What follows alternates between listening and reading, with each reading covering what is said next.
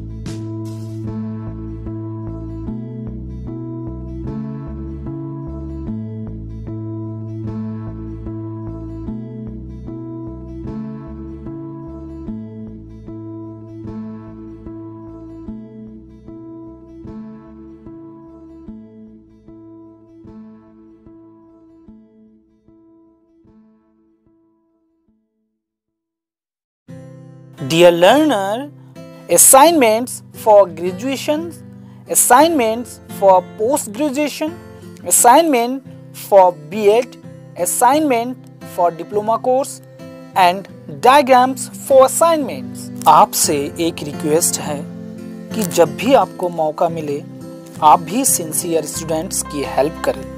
धन्यवाद।